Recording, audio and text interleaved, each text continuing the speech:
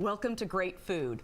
Are you looking for some good odds at Prairie Meadows? Roll the dice on the dining. I have with me a couple of chefs who are going to tell us about the great odds for finding good food at Prairie Meadows. Patricia Widener and Eric McDowell, welcome. Hi, thanks for having us. We appreciate it. All right, so what are you making here today? So what we're doing is, first of all, we wanted to show your guests just a way to elevate chicken. People are always wondering, well, what can I do differently with chicken? We've done everything we can possibly do with it. This is just to elevate it, and this is also something that we're going to be featuring on our buffet for Valentine's Day. Oh, excellent. So we're going to do this two different ways. We're going to do a sweet version and a savory version.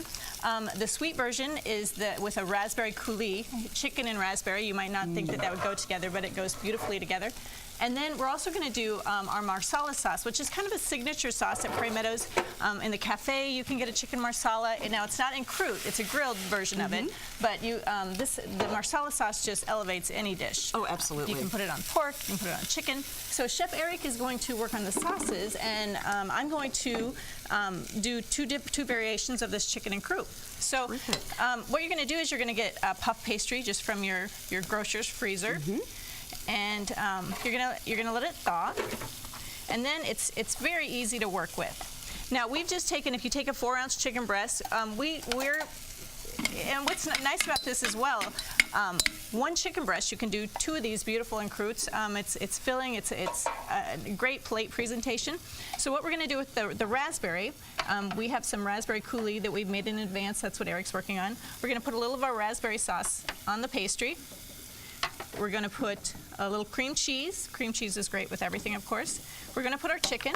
We're going to season that with a little salt and pepper. Awesome. And then we're going to wrap it just like you would a little package at Christmas. Yay. Yeah.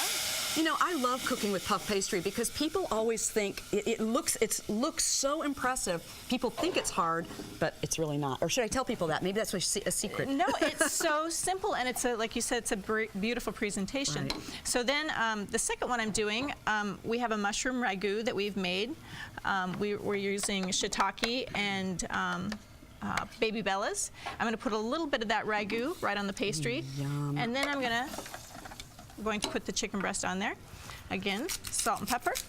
I think it's so interesting that, you know, puff pastry, you can put it raw, and it will just cook. It'll cook to the correct temperature. At the same time, the pastry gets done. It's kind of a magical thing. I think it steams in there, and it's just, it stays moist and wonderful. Exactly. Now, all that moisture stays in there. So now you flip this over, and you can see you're going to, once they're baked, you have this beautiful presentation, and when you cut into them, you have your cream cheese and raspberry on top of this one, and you have your mushroom ragu on top of this one. You cut into it, and it's beautiful, it's delightful, sweet, savory, 2 very different dishes, and you can see how quickly it went. Oh, absolutely. And I'm sorry, how long did you cook that? 20 minutes. 20 minutes. Yep, you'll just want to make sure your chicken's at 165, but it goes relatively quickly. So I'll let Chef Eric tell you about his sauces. All right. So far we've macerated some raspberries with just a little bit of sugar and water, and we like to use a lot of lemon zest. I was waiting for the acid. I was saying, okay, you have to put a little acid. I knew you did that. Otherwise you end up with just raspberry. Right. So, and this is the marsala sauce. We started with a little bit of shallot, and I cooked the shallot, get them caramelized really, really well. And that's the deglazing part. That's where we really gain our flavor in our marsala. Yum. This is a small version at the restaurant. We make it in any size we need, but sometimes gallons at a time. I caramelize the mushrooms. After the mushrooms are caramelized, that's when the garlic goes in. I don't want to burn the garlic, I just want to toast it. The mushrooms have enough moisture to help me keep that from burning. Oh, good. I deglaze, but the secret is we use 1 part sherry for every 2 parts of marsala. It gets a little sweeter. Interesting. And the cream, at the end, we reduce until we got just exactly what we're looking for. So your signature secret is it's not just marsala. There's some sherry. There's a bit of sherry in there. Interesting. Good deal. So this is a great recipe. Would you share this with us so that we could make it at home? Of course. I would love. We will put this up for you. This just looks too good to sort of keep to ourselves. But of course, we need to go out to Prairie Meadows because. You know what people don't understand at Prairie Meadows, you're the executive chef overseeing all the restaurants. There are quite a few restaurants there. I was just talking to you about them, and then you told me there was one more that I didn't even know about. So tell us about some of the restaurants you have there. So we have Cafe at the Meadows.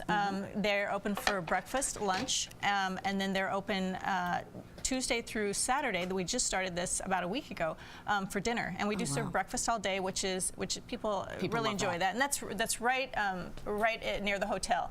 Then we have our event center, and that's where you're going to see a lot of this. We do have a set banquet menu, but we do a lot of customization. People love it.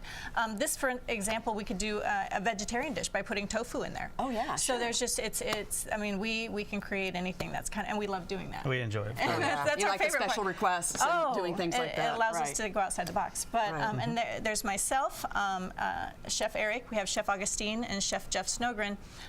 We each oversee specific venues, but yeah, we work as a team. Okay. So, but you also have AJ's Steakhouse, which is sort of a fine dining venue that has. I looked on the internet. There are so many different kinds of. You have like every steak you can imagine there. Yep, they have a great menu. Yeah, and prime rib.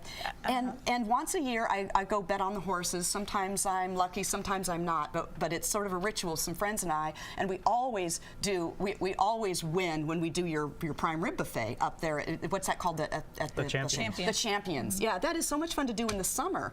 To have a prime rib buffet, that's great. And then you have your daily buffet downstairs. Triple Crown Buffet. Triple Crown Buffet. Yep. Yeah. We keep busy, and then we have concessions upstairs. They've just newly renovated the paddock up there.